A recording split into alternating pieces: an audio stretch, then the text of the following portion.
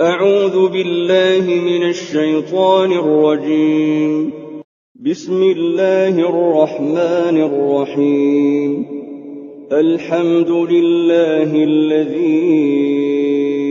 أنزل على عبده الكتاب ولم يجعل له عوجا قيما لينذر بأسا شديدا من لدنه ويبشر المؤمنين الذين يعملون الصالحات أن لهم أجرا حسنا ماكثين فيه أبدا وينذر الذين قالوا اتخذ الله ولدا ما لهم به من علم ولا لآبائهم كبرت كلمة تخرج من أفواههم إن يقولون إلا كذبا فلعلك باخع نفسك على آثارهم إن لم يؤمنوا بهذا الحديث أسفا إنا جعلنا ما على الأرض زينة لها لنبلوهم أيهم أحسن عملا وإنا لجاعلون ما عليها صعيدا جرزا أم حسبت أن أصحاب الكهف والرقيم كانوا من آياتنا عجبا إذ أوى الفتية إلى الكهف فقالوا ربنا آتنا من لدنك رحمة وهيئ لنا من أمرنا رشدا فضربنا على آذانهم في الكهف سنين عددا ثم بعثناهم لنعلم أي الحزبين أحصى لما لبثوا أمدا نحن نقص عليك نبأهم بالحق إنهم فتية آمنوا بربهم وزدناهم هدى وربطنا على قلوبهم إذ قاموا فقالوا ربنا رب السماوات والأرض لن ندعو من دونه إلها لقد قلنا إذا شططا هؤلاء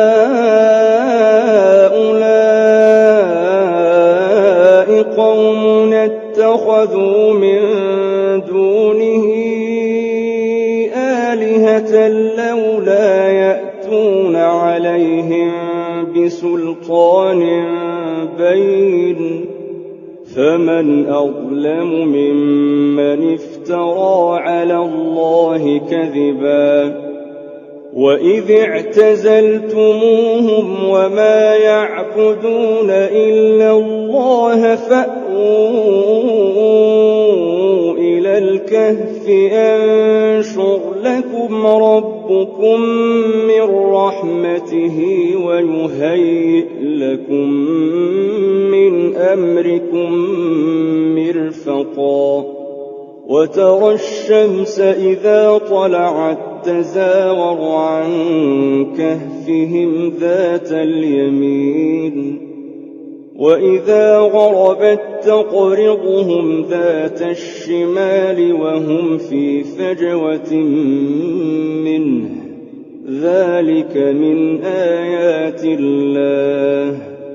من يهد الله فهو المهتد ومن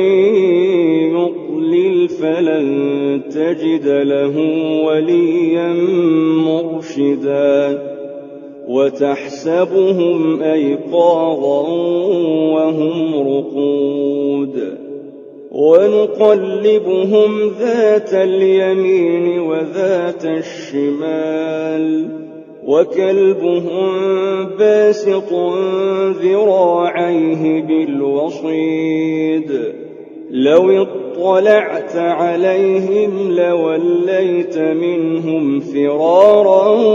ولملئت منهم رعبا وكذلك بعثناهم ليتساءلوا بينهم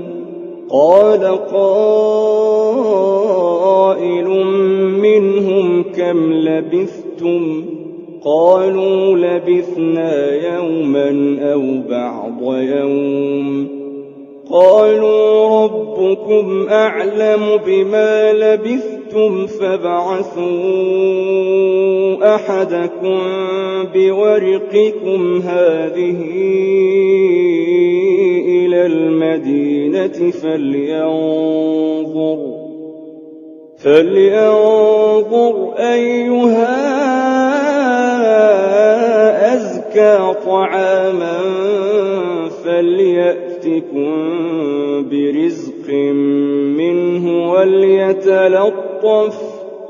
فليأتكم برزق منه وليتلطف ولا يشعرن بكم أحدا إنهم إن يظهروا عليكم يرجموكم أو يعيدوكم في ملتهم ولن تفلحوا إذا أبدا وكذلك أعثرنا عليهم ليعلموا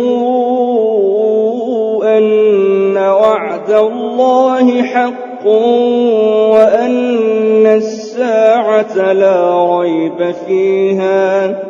وأن الساعة لا ريب فيها إذ يتنازعون بينهم أمرهم فقالوا ابنوا عليهم بنيانا ربهم أعلم بهم قال الذين غلبوا على أمرهم لنتخذن عليهم مسجدا سيقولون ثلاثة رابعهم كلبهم ويقولون خمسة سادسهم كلبهم رجما بالغيب ويقولون سبعة وثامنهم كلبهم قل ربي أعلم بعدتهم ما يعلمهم إلا قليل فلا تمار فيهم إلا مراء ظاهرا ولا تستفت فيهم منهم أحدا ولا تقولن لشيء إني فاعل ذلك غدا إلا أن يشاء الله واذكر ربك إذا نسيت وقل عسى أن يهديني ربي لأقرب من هذا رشدا ولبثوا في كهفهم 300 سنين وازدادوا 9 قل الله أعلم بما لبثوا له غيب السماوات والأرض أبصر به وأسمع ما لهم من دونه من ولي ولا يشرك في حكمه أحدا واتل ما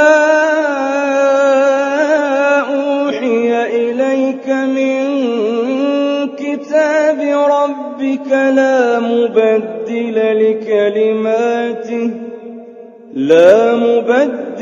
لكلماته ولن تجد من دونه ملتحدا واصبر نفسك مع الذين يدعون ربهم بالغداة والعشي يريدون وجهه ولا تعد عيناك عنهم تريد زينة الحياة الدنيا ولا تطع من أغفلنا قلبه عن ذكرنا واتبع هواه وكان أمره فرطا وقل الحق من ربكم فمن شاء فليؤمن ومن شاء فليكفر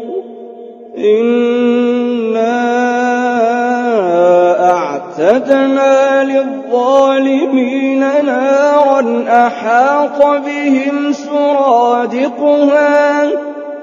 وإن يستغيثوا يغاثوا بماء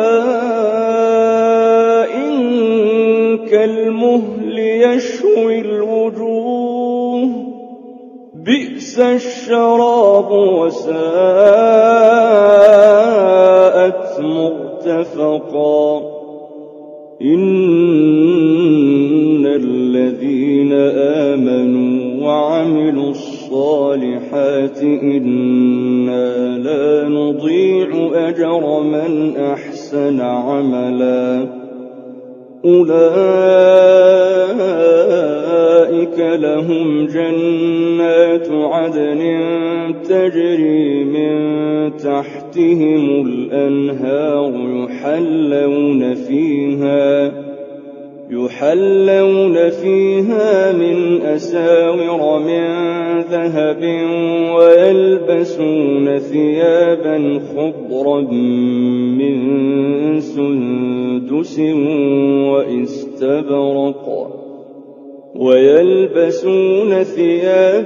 خضرا من سندس واستبرق متكئين فيها على الأرائك نعم الثواب وحسنت مرتفقا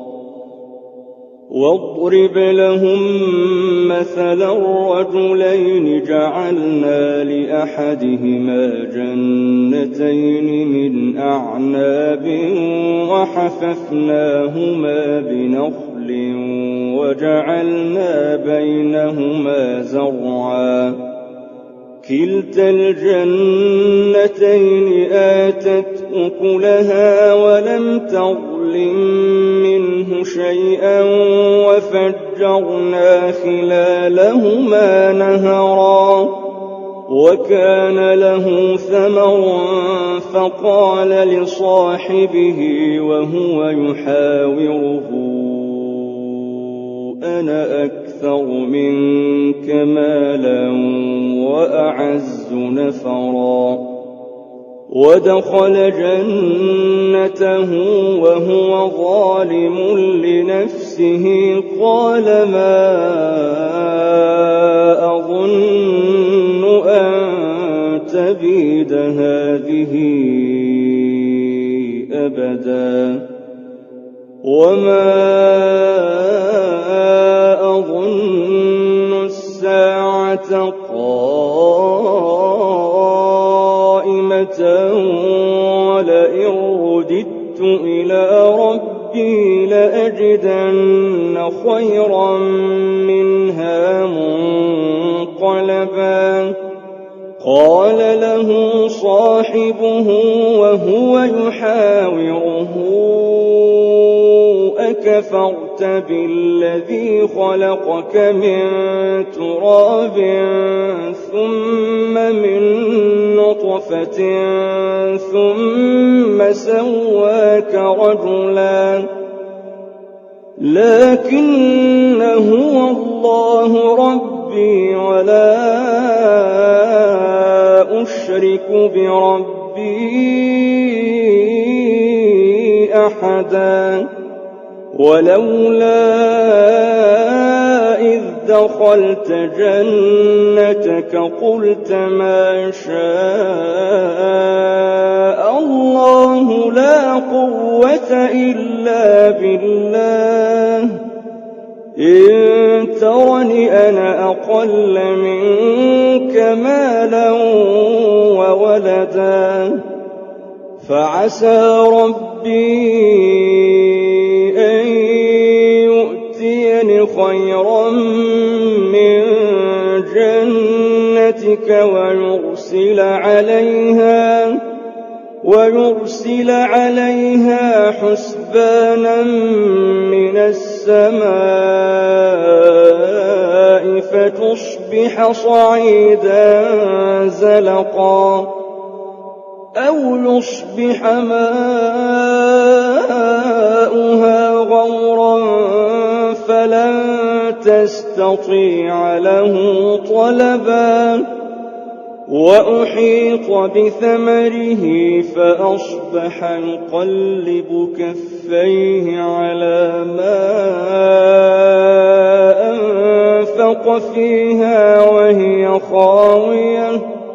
وهي خاوية على عروشها ويقول يا ليتني لم أشرك بربي أحدا ولم تكن له فئة ينصرونه من دون الله وما كان منتصرا هنالك الولاية لله الحق هو خير ثوابا وخير عقبا واضرب لهم مثل الحياة الدنيا كماء أنزلناه من السماء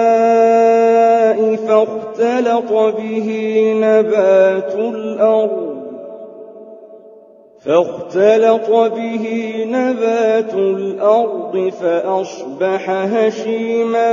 تذروه الرياح وكان الله على كل شيء مقتدرا المال والبنون زينة الحياة الدنيا والباقيات الصالحات خير عند ربك ثوابا وخير أملا ويوم نسير الجبال وترى الأرض بارزة وحشرناهم فلم نغادر منهم أحدا وعرضوا على ربك صفا لقد جئتمونا كما خلقناكم أول مرة بل زعمتم أن لن نجعل لكم موعدا ووضع الكتاب فترى المجرمين مشفقين مما فيه ويقولون يا ويلتنا ما لهذا الكتاب لا يغادر صغيرة ولا كبيرة إلا أحصاها ووجدوا ما عملوا حاضرا ولا يظلم ربك أحدا وإذ قلنا للملائكة اسجدوا لآدم فسجدوا إلا إبليس إبليس كان من الجن ففسق عن أمر ربه أفتتخذونه وذريته أولياء من دوني وهم لكم عدو بئس للظالمين بدلا ما أشهدتهم خلق السماوات والأرض ولا خلق أنفسهم وما كنت متخذ المضلين عضدا ويوم يقول نادوا شركائي الذين زعمتم فدعوهم فلم يستجيبوا لهم وجعلنا بينهم موبقا ورأى المجرمون النار فظنوا أنهم مواقعوها ولم يجدوا عنها مصرفا ولقد صرفنا في هذا القرآن للناس من كل مثل وكان الإنسان أكثر شيء جدلا وما منع الناس أن يؤمنوا إذ جاءهم الهدى ويستغفروا ربهم إلا أن تأتيهم سنة الأولين أو يأتيهم العذاب قبلا وما نرسل المرسلين إلا مبشرين ومنذرين ويجادل الذين كفروا بالباطل ليدحضوا به الحق واتخذوا آياتي وما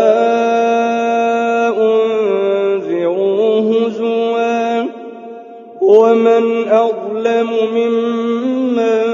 ذكر بآيات ربه فأعرض عنها ونسي ما قدمت يداه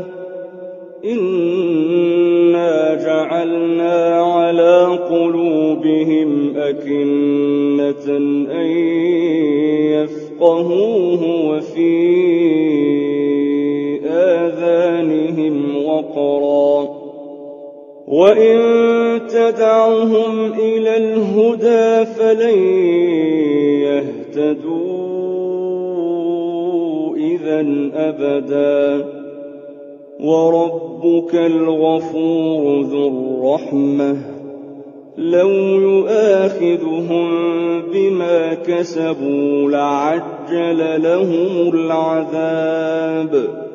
بل لهم موعد لن يجدوا من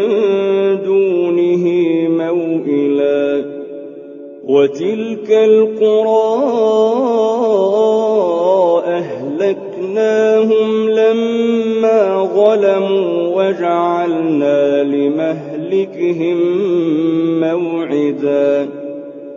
وإذ قال موسى لفتاه لا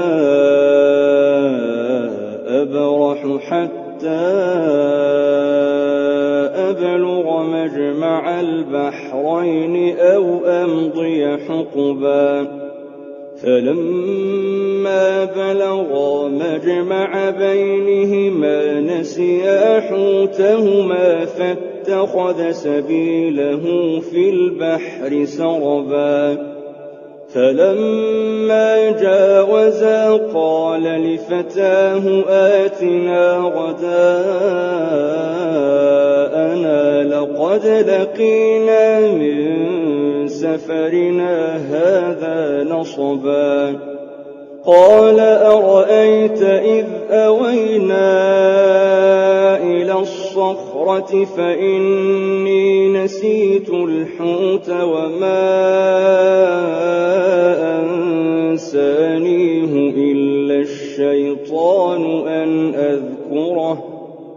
واتخذ سبيله في البحر عجبا قال ذلك ما كنا نبغ فارتدا على آثارهما قصصا فوجدا عبدا من عبادنا آتيناه رحمة من عندنا وعلمناه من لدنا علما قال له موسى هل أتبعك على أن تعلمني مما علمت رشدا قال إنك لن تستطيع معي صبرا وكيف تصبر على ما لم تحط به خبرا قال ستجدني إن شاء الله صابرا ولا أعصي لك أمرا قال فإن اتبعتني فلا تسألني عن شيء حتى أحدث لك منه ذكرا فانطلقا حتى إذا ركبا في السفينة خرقها قال أخرقتها لتغرق أهلها لقد جئت شيئا إمرا قال ألم أقل إنك لن تستطيع معي صبرا قال لا تؤاخذني بما نسيت ولا ترهقني من أمري عسرا فانطلقا حتى إذا لقيا غلاما فقتله قال أقتلت نفسا زكية بغير نفس لقد جئت شيئا نكرا قال ألم أقل لك إنك لن تستطيع معي صبرا قال إن سألتك عن شيء بعدها فلا تصاحبني قد بلغت من لدني عذرا فانطلقا حتى إذا أتيا أهل قرية استطعما أهلها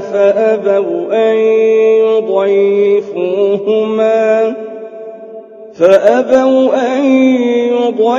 يضيفوهما فوجدا فيها جدارا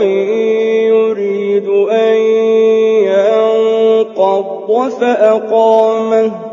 قال لو شئت لاتخذت عليه أجرا قال هذا فراق بيني وبينك سأنبئك بتأويل ما لم تستطع عليه صبرا أما السفينة فكانت لمساكين يعملون في البحر فأردت أن أعيبها وكان وراءهم ملك يأخذ كل سفينة غصبا وأما الغلام فكان أبواه مؤمنين فخشينا أن يرهقهما طغيانا وكفرا فأردنا أن يبدلهما ربهما خيرا منه زكاة وأقرب رحما وأما الجدار فكان لغلامين يتيمين في المدينة وكان تحته كنز لهما وكان أبوهما صالحا فأراد ربك أن يبلغا أشدهما ويستخرجا كنزهما رحمة من ربك وما فعلته عن أمري ذلك تأويل ما لم تسطع عليه صبرا ويسألونك عن ذي القرنين قل سأتلو عليكم منه ذكرا إنا مكنا له في الأرض وآتيناه من كل شيء سببا فأتبع سببا حتى إذا بلغ مغرب الشمس وجدها تغرب في عين حمئة ووجد عندها قوما قلنا يا ذا القرنين إما أن تعذب وإما أن تتخذ فيهم حسنا قال أما من ظلم فسوف نعذبه ثم يرد إلى ربه فيعذبه عذابا نكرا وأما من آمن وعمل صالحا فله جزاء الحسنى وسنقول له من أمرنا يسرا ثم أتبع سببا حتى إذا بلغ مطلع الشمس وجدها تطلع على قوم لم نجعل لهم من دونها سترا كذلك وقد أحطنا بما لديه خبرا ثم أتبع سببا حتى إذا بلغ بين السدين وجد من دونهما قوما لا يكادون يفقهون قولا قالوا يا ذا القرنين إن يأجوج ومأجوج مفسدون في الأرض فهل نجعل لك خرجا على أن تجعل بيننا وبينهم سدا قال ما مكني فيه ربي خير فأعينوني بقوة أجعل بينكم وبينهم ردما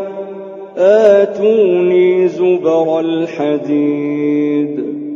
حتى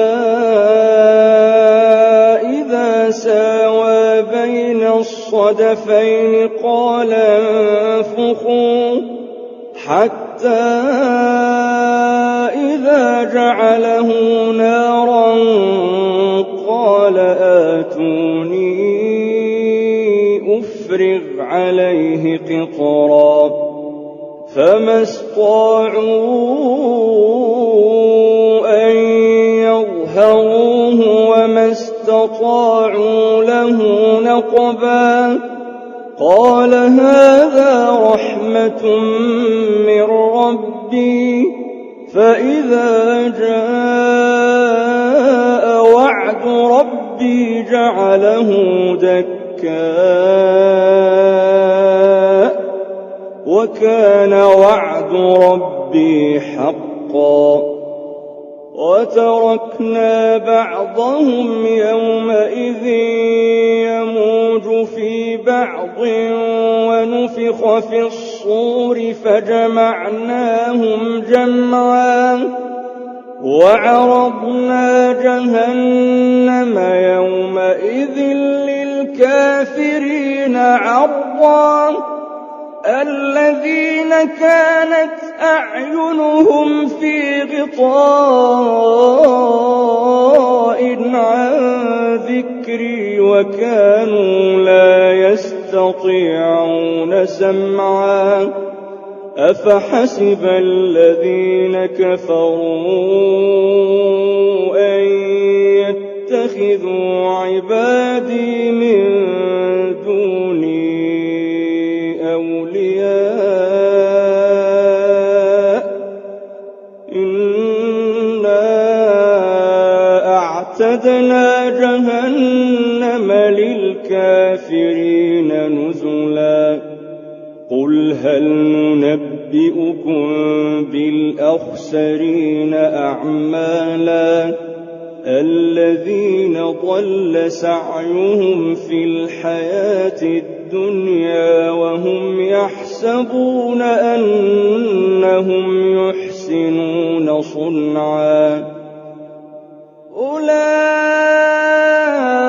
الذين كفروا بآيات ربهم ولقائه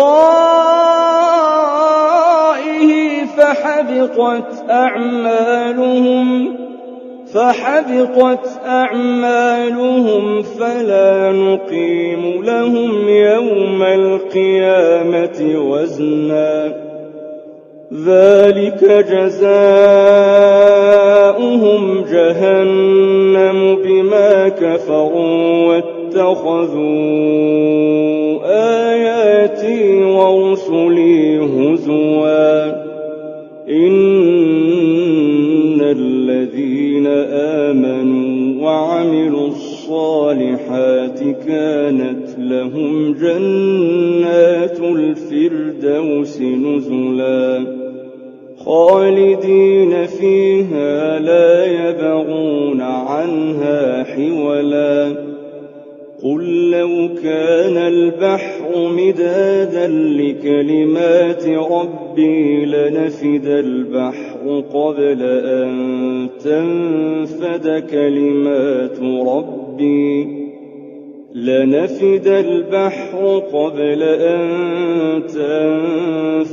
كلمات ربي ولو جئنا بمثله مددا قل إنما أنا بشر مثلكم يوحى إلي أنما إلهكم إله واحد فمن كان يرجو لقاء ربه فليعمل عملا صالحا